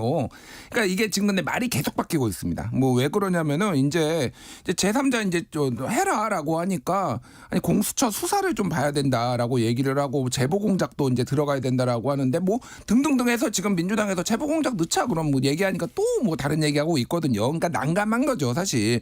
지금 한동훈 대표가 계속 얘기하는 게 토론 얘기를 하고 있어요. 당내에서 토론을 해야 된다. 근데 토론을 하고 있다라고 얘기를 했는데 토론을 했다는 증거가 아무도 없어요. 윤상현 의원이 그런 거 토론 안 하고 있다라고 언론에서 나와버려서 얘기를 하니까 그럼 할 의지는 있는 거냐. 그러니까 입장에서 보면은 난감한 게 이제 이해는 되죠. 그러니까 당내에서 친윤들이 특히 강하게 반발을 하고 있고 이게 이제 10명을 이제 뭐 발의라는 것까지 문제가 아닌데 이게 될 경우에 이제 여당이 굉장히 분란에 휩싸일 수 있으니 그리고 가장 중요한 거는 당장 선거가 없어요. 진짜로 당장 선거가 있었으면은 이렇게 지체하기가 어려웠을 겁니다. 근데 이제 보궐선거가 있기는 하지만 10월에 그게 이제 막 엄청나게 막 이제 전선이 막 세게 붙는 데는 아니니까 뭐 강화군이라든지 뭐 부산 금정구라든지 뭐 그런 데다 보니까 일단은 좀 시간을 뭉갤 가능성이 좀 높다고 보고 이제 저는 결국은 할 거밖에 없는데 이거는 연말이나 뭐 그러니까 10월 이후 쯤에나 가능하지 않을까 저는 그렇게 보고 있습니다. 하기는 할 거다. 결국은 이거는 안 할 수는 없어요. 안 할 수는 없는 거고 일종의 딜이 들어갈 가능성이 상당히 높다. 다른 결국 걸로. 관건은 승부처는 공수처 수사 결과다. 저는 그렇게 봅니다. 윤석열 대통령께서 뭐라고 했습니까? 이 부분과 관련해 가지고 공수처 결과를 지켜보자. 그런데 공수처 결과가 국민의 눈높이에 맞지 않는다고 하면은 제가 국회에 특검법을 제안하겠다. 그렇게 얘기를 했는 것 같습니다. 그렇기 때문에 대통령의 말은 정말 남아이런 중천검인데 대통령의 말씀은 정말 그만큼의 정치적 무게가 있는 건 아니겠습니까? 그렇다고 하면은 현 시점에서 한동훈 그 대표 입장에서도 상당히 좀 곤혹스러운 건 사실입니다. 그래서 오늘 한 일간지 같은 경우에는 한동훈의 딜레마 이렇게 뽑은 제목을 뽑은 것도 봤는데 지금 현재 입장에서는 전체적인 국민의힘 내부의 어떤 분위기는 말씀드린 것처럼 공수처 결과를 일단 지켜보자. 그리고 그것이 뭐 내년 후내년 가는 것이 아니고 빠르면은 8월 내지는 9월까지 중순까지도 결과가 나올 수 있기 때문에 그 부분의 어떤 결과를 보고 판단해도 사실은 이 부분은 늦지 않다. 사실 그걸 알기 때문에 민주당으로서는 공수처 결과가 나오기 전에 어떻게든 특검을 밀어붙이려고 하는 그런 의도가 보이기 때문에 그런 의도에 말리지 않으면서 어떤 나름대로의 계속 어떤 그 제3자 특검 특히 대법원장의 어떤 그런 지명에 따른 제3자 특검 이런 부분에 대해서는 또 여론에 호소할 가능성 그런 전략으로 나갈 가능성이 높다고 봅니다. 알겠습니다. 요거 하나만 짧게 말씀드릴게요. 그런데 이게 무한정 시간을 끌기가 어렵고 계속 공공한 처지에 갈 수밖에 없는 게 예를 들면은 천하람 개혁신당 원내대표 같은 경우에는 이 법안을 만들어 놨어요. 그리고 이제 10명의 동의를 받아야 되는데 조국 혁신당에서는 여기에 이제 안 하겠다라고 해서 결국 민주당 쪽에서 도움을 줘야 되거든요. 그거를 발의를 하려면은.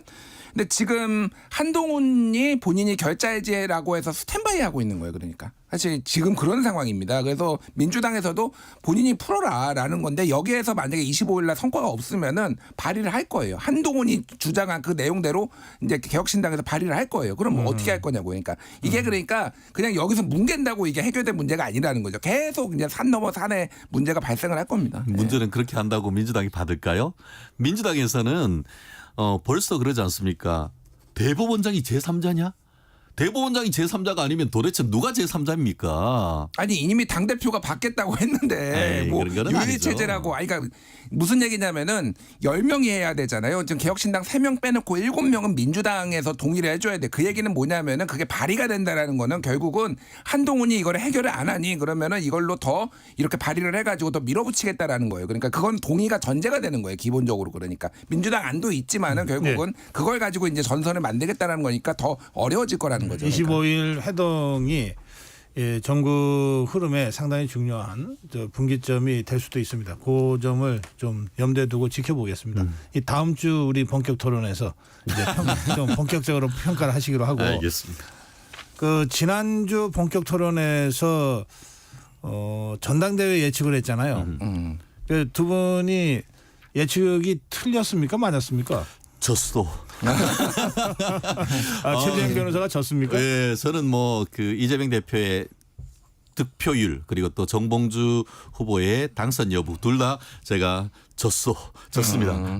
그 반면에 우리 데이터 전문가인 우리 김주민일 평론가는 비교적 정확하게 어떤 이재명 대표의 득표율 80% 중반을 맞췄다는 점에서 역시 전문가다. 이런 생각이 정봉주 들었습니다. 후보 떨어진 건 못 맞췄죠. 둘 다 틀렸죠. 근데 뭐 저희만 틀린 게 아니라 뭐 전체 평론 하시는 분들 다 틀렸더라고요. 그래서 뭐 나만 쓰레기야 뭐 이렇게 하고 이게 그런 것 같아요. 그러니까 그 정도로 이변이었다라고 보시는 게 맞을 것 같고 80% 중반은 뭐 제가 맞췄는데 그거는 이제 여론조사까지 가면은 그렇게 조정될 거다 뭐 그렇게 보시면 될 것 같아요. 그래서 일단 정봉주 얘기를 하면은 뭐 김재원 최고도 아까 전에 제가 그 방송 끝나고 나가는 거 한 15분 정도 이런저런 얘기를 했는데 무리했다.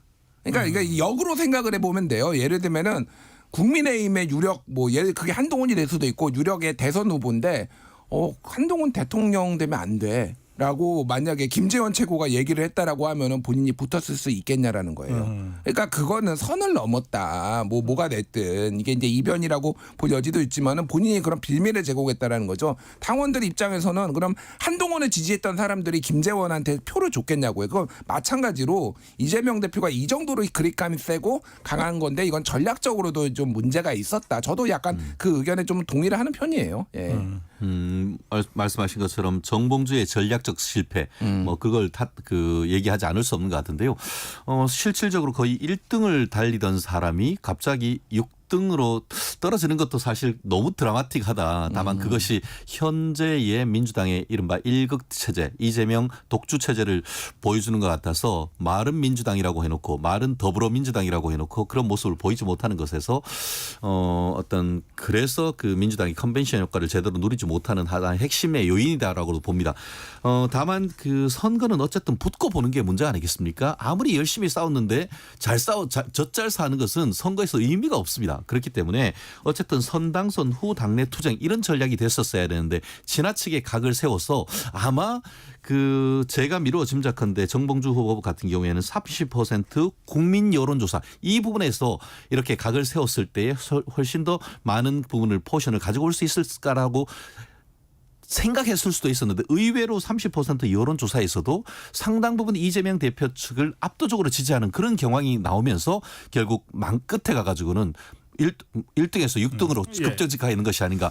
결국은 전략적인 실패였다라고 밖에 볼 수 없는 것 같습니다. 두 분이 또 대다수의 평론가들이 정봉주 후보의 전략적 판단에 문제가 있었다. 이렇게 분석하시는 것 같은데 과연 그럴까 하고 좀 의문을 제기하고 싶어요. 아니 정봉주라는 사람이 어떤 사람인지 생각을 해보시면 1등으로 달리는데 갑자기 전략적 오류가 발생해서 떨어집니까? 그런 정도의 전략적 판단을 못한다는 건 저는 좀 받아들이기 어려워요. 그러니까 이제 뭔가 좀 우리가 잘 모르거나 또는 드러내놓고 얘기하기 어려운 뭔가가 좀 있지 않는가 하는 생각이 드는데요. 근데 뭐 그동안 이제 알려졌던 거는 결국은 이제 1등을 달리다가 2등으로 살짝 떨어진 거는 이재명 대표가 이제 이재명 TV에 김민석 후보 이제 불러서 왜 표가 안 나와? 이렇게 얘기를 해서 물론 이해가 안 돼. 네, 아니 저는 뭐 김민석 후보도 훌륭하신 분이고 저는 뭐 충분히 1등을 할 수 있다라고 하지만 결과적으로 보면은 그게 기점이 됐다라는 거고 그거에 대해서 불쾌감을 표할 수밖에 없을 것 같아요. 근데 그거를 이제 공개적으로 해서 박원석 의원이 그거를 얘기를 했단 말이에요. 그래서 그 박원석 의원이 이제 방송에 그러니까 SBS 유튜브에 나와가지고 얘기를 한 게 이게 전략적으로 정봉주 측의 얘기를 듣고 한 거냐 아니면 그냥 우발적으로 나온 거냐 그건 아직 진실을 모르겠습니다만은 그 불만을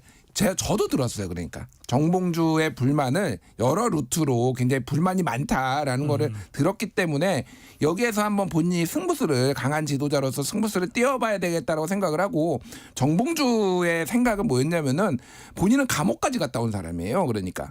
이 민주당을 위해서 싸우면서 예전에 BBK 뭐 관련해서 그러니까 뭐 그런 것들을 이제 진정성을 알아주겠지라고 그리고 본인도 팬덤이 있겠다라고 이제 판단을 한 것 같은데 결과적으로 보면은 굉장히 오판이었다. 그리고 자신감을 너무 좀 과잉 자아가 비대했다 저는 그렇게 봅니다. 알겠습니다. 자, 그런가 하면 추락한 사람이 있으면은 갑자기 떠오른 사람도 있는 거 아니에요? 그게 김건희 살인자라는 국회 발언을 통해서 5등, 6등 하던 전현희 후보가 2등이 됐어요.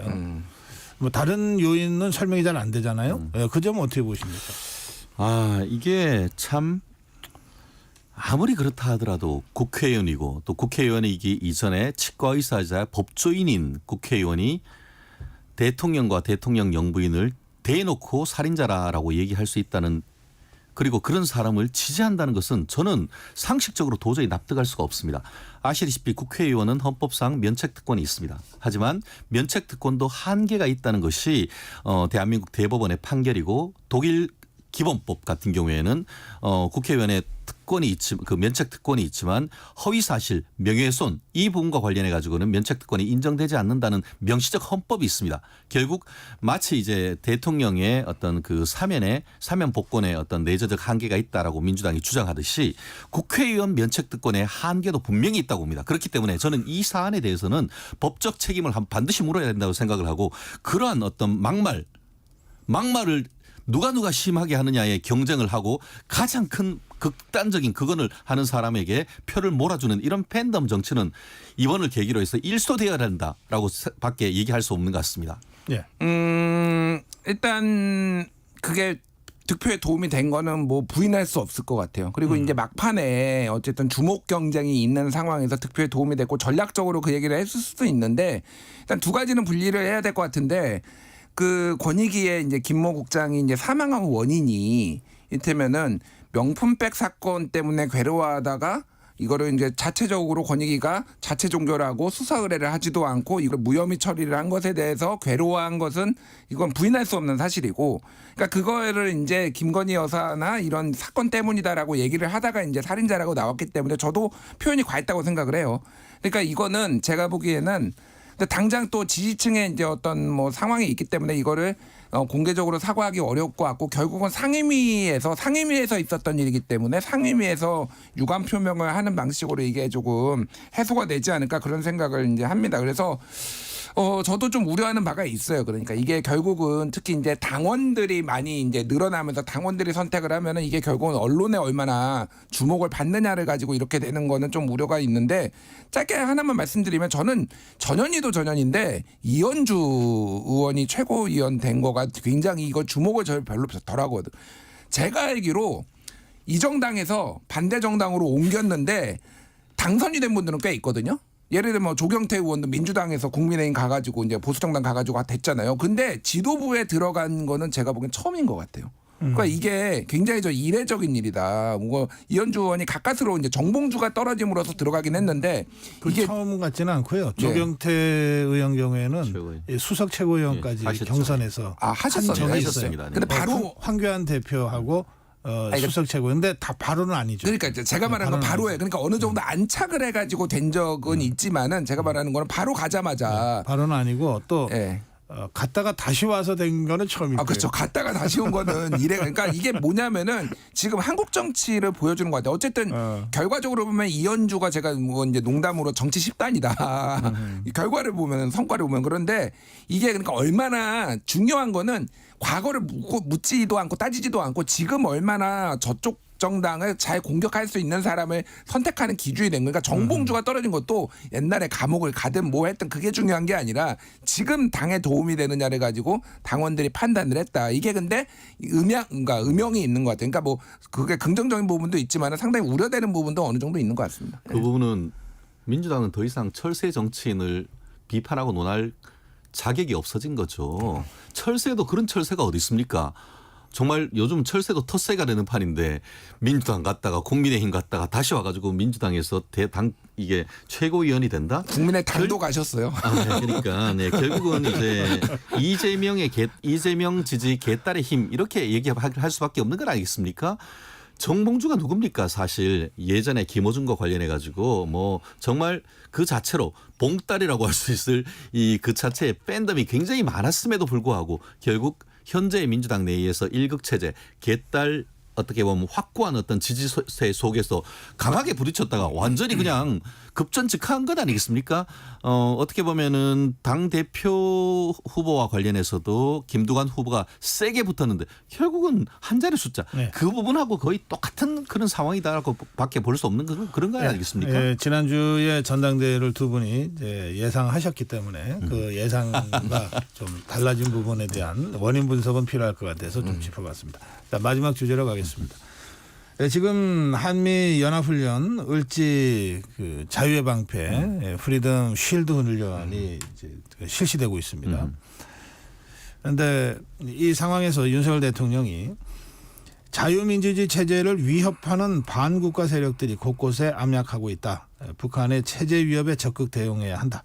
이게 한미 연합훈련을 참여하는 이 한미군을 이제 격려하는 차원에서 나온 발언이긴 하지만 또 이게 윤석열 대통령 평소에 이런 생각을 갖고 있다는 것이 표현된 것이기도 하거든요.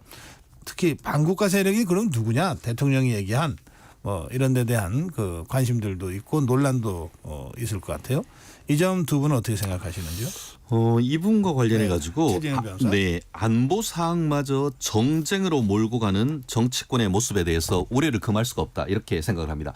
물론 지금 이 부분과 관련해 가지고는 그 국민의힘 내에서도 일정 부분 좀 약간의 비판적 견해가 없지 않다는 것도 잘 알고 있습니다. 그렇기 때문에 국민의힘과 관련해 힘이 윤 대통령 이와 같은 성명에 대해서 국민의힘 자체에서 지지 성명이 아직까지 나오고 있지 않은 이런 부분이 지금 약간의 어떤 그 당정간에 살짝 이 부분에 대한 어떤 긴장감을 볼 수가 있는데요. 다만 그럼에도 불구하고 이 사안은 다른 때가 얘기하는 것이 아니고 UFC 을지 이 프리덤 그 자유 방패 훈련을 함에 있어서 북한과의 비대칭 전력과의 관련되는 부분을 정확하게 저는 윤석열 대통령이 지적을 했다라고 합니다. 그거에 대해서 민주당이 하자마자 바로 뭐 반국가 세력 중단에 대해서 색깔론으로 지금 맞붙고 있는데 어떻게 지금 북한 같은 경우에 그리고 또 이 부분에 대해서 또 민주당과 야권에서 뭐라고 하냐면은 윤석열 대통령을 반통일 세력이다 이렇게도 얘기하는데요. 반통일 세력이 누구죠? 통일 정책을 포기하고 남북은 북한 대한민국이 적국이라고 한 것은 바로 북한의 김정은입니다. 반국가 반통일 세력은 북한의 김정은 아닙니까? 그런데 어떻게 이 성명에 대해서 그 윤석열 대통령이 반통일 세력이라고 얘기할 수 있습니까? 다른 것도 아니고 UFC라고 하는 한미연합 훈련을 하는 과정에서 조금 강한 메시지를 내는 것은 국가 원수로서 저는 당연한 것이라고 봅니다. 그러니까 뭐 이런 표현이 있어요. 저를 비판하시는 분이 아유 김준일이 또 김준일 했네. 뭐 이런 그러니까 뭐 맨날 저렇게 뭐 비판만 한다 뭐 이런 건데 저는 이걸 보면서 뭐 존칭은 빼겠습니다. 윤석열을 했다 이런 느낌이 들어요. 이게 한두 번이 아니잖아요. 이번에도 광복절에 반자유 세력 얘기하고 또 이제 국무회의 때 이제 반국가 세력 얘기하고 지난해 광복절에도 반국가 세력 얘기하고 그 전에는 무슨 맹종 세력 그러니까 표현만 바뀌지 지금 윤석열 대통령이 2년 3개월 동안 주구장창 얘기를 하는 거예요. 왜 이래야 되죠? 이게 좋은 소리도 한 번인데 그리고 이게 계속 논란을 낳는 게 그냥 곡해를 하게 만들어요. 항상 오해할 소지가 있잖아요. 정치권에서는 누구를 지칭하지 않는다라고 얘기를 하고 하지만은 누구를 정확하게 얘기를 해주세요. 그럼 반국가 세력이 누군지를. 뭐 김준일이라고 생각을 하시는지 뭐 이재명으로 생각할지 모르겠는데 이런 식으로 하니까 이게 논란이 되고 계속 문제가 생기는 겁니다. 정말로 그러니까 정봉주 후보가 명파리가 누구냐 얘기를 안 하잖아요. 논란만 생기고 본인의 득표에 전혀 도움이 안 되고 여론만 나빠졌습니다. 도대체 반국가 세력이 누군지 누구를 지칭하는 건지 좀 대통령께서 말씀하셨으면 좋겠고 이게 계속 나오는 맥락들이 예를 들면 국민을 통합해야 되는 이런 상황에서 광복절 이럴 때 계속 나온다라는 거예요. 그러니까 이 대통령의 지금 인식이 어떻게 되고 있는지를 지금 좀 보여주는 거 아닌가 그렇게 봅니다. 예. 대답 좀 해주실래요? 누가 반국가 세력인지? 기본적으로 반국가 세력은 북한 아니겠습니까? 헌법에 있는 어떻게 보면 그 통일 조항과 또 영토 조항에 있어서 북한은 미수복 지역이고 북한 지역에 대한 어떤 북한 정권에 대한 반국가 세력을 명시적으로 얘기를 하는 것이고 더불어서 최근에 어떻게 보면은 그 간첩죄 개정 논란과 관련해 가지고 한국 내에 있는 고정 간첩 내지는 북한에 아직까지도 시대착오적으로 북한에 맹종하는 그런 듯한 세력들이 적지 않습니다. 실질적으로 지금 얼마 전에 그 김건희 여사한테 명품 파우치를 제공했다고 하는 그런 세력 같은 경우에도 뭐 통일 TV네 뭐네 이런 내용이 최근에 KT 그런 방송에서 이게 그 송출이 중단된 것도 북한의 어떤 사상, 이념 같은 것들을 그대로 그 대한민국에 얘기를 하면서 북한을 찬양하는 그런 모습을 보였지 않습니까? 그런 세력들에 대해서 얘기를 하는 것이고 더불어서 지난 그 박근혜 정부 때에 했던 통합진보당 그런 세력이 헌법재판소에서조차도 반국가 단체란 취지로 해가지고 위원 정당으로 해산했던 그런 세력을 얘기를 하는 것이지 지금 뭐 민주당을 얘기를 하겠습니까? 민주당을 얘기하는 건 아니죠. 그런 건 아니란 거죠. 예. 구체적으로 답변을 하셨나요? 그러니까 저 답변을 대통령이 하셨으면 좋겠어요. 예, 북한이다. 야당 아니다. 그게 오해와 곡해 뭐 이런 걸 낮게 계속 얘기를 하고 모호하게 얘기를 하잖아요. 그리고 내용을 보십시오. 지난해 광복절 경축사에서 이렇게 얘기를 합니다. 그러니까 이제 그러니까 국가 체제에 대해서 얘기를 하면서 이거를 추종하는 세력들을 얘기를 하거든요. 그러니까 이게 북한이 아니라 북한을 추종하는 세력을 얘기를 하는 건데 물론 이제 뭐 종복이 있을 수도 있겠지만은 이 큰 맥락으로 봤을 때는 전체적으로 조금 이 야당을 지칭하는 걸로 오해할 수밖에 없어요. 그러니까 그래서 제가 계속 말씀드리자 이거는 국론 분열이다. 정확하게 타겟을 정확하게 얘기를 해야 하지 않으면은 이런 식의 논란은 계속 이을 거고 이거 결국은 보수 결집용이다. 뭐 이런 식으로 비판받을 수밖에 없어요. 것 같아요. 예. 지금 이재명 대표가 전당대회에서 당대표 선출된 직후에 두 가지 회담을 제안했잖아요. 하나가 여야 당대표 회의 회동, 그다음에 이제 이른바 영수회담. 이제 여야 당대표 회동은 바로 성사가 됐습니다. 그런데 대통령과 그 제1야당 대표의 회동은 제안을 했는데 뭐 축하난을 주려고 했는데 뭐 연락이 제대로 안 됐다 이런 등등의 논란을 거쳐서 좀 성사가 당분간 어려운 것처럼 이렇게 지금 보도가 되고 있는데 그 지난번에 어쨌든 1차 총선 직후에 대통령과 이재명 대표 만났잖아요. 이제 2차 회동이 필요하다고들 생각하는 분들도 꽤 있어요. 요 문제 짧게 한 말씀씩 하죠. 제가 먼저 말씀드릴게요. 그러니까 그게 굉장히 지엽적인 문제 같은데 지금 이거는 박순봉 기자가 취재를 한 건데 정무수석실에서는 문자를 이해식 비서실장한테 보냈다라고 하고 이해식 비서실장은 없다는 거예요. 보여줬다라는 거예요. 그러니까 이거는 오해를 좀 풀면 될 것 같은데 대화를 할 의지가 좀 많아 보이진 않는다라는 게 했는데 저번에 각종 논란만 생겼잖아요. 비선이 누구네, 누구 정적을 제거해 주겠네, A4 이렇게 해가지고 꺼내 읽은 거 이런 것들이 그래서 당분간은 조금 서로 원하는 게 좀 없어요. 선당대표 회담 후 영수회담 저는 그 절차가 맞다고 봅니다. 왜냐하면은 국회가 먼저 정상화돼야 되죠. 그러고 나서 용산에 가는 것 늦지 않다고 봅니다. 예, 오늘 두 분과의 대담은 여기까지 하겠습니다. 본격 토론 최진영 변호사 그리고 김준일 평론가와 함께했습니다. 고맙습니다. 감사합니다. 네, 속보 태풍 관련 속보 전해드리겠습니다. 방금 전 8시 40분경에 경기도 파주시 일원에 호우 경보가 발효됐습니다. 침수 지역이나 산간, 계곡 등 위험 지역에 계시거나 대피 권고를 받으신 분들은 즉시 안전한 곳으로 대피하시기 바랍니다. KBS 태풍 관련 속보 전해드렸습니다. 네, 본격 토론을 끝으로 오늘 8월 21일 수요일 전격 시사 순서 모두 마치겠습니다. 오늘은 여기서 인사드리겠습니다. 두 분과 함께 인사드릴게요. 고성국이었습니다. 감사합니다. 감사합니다.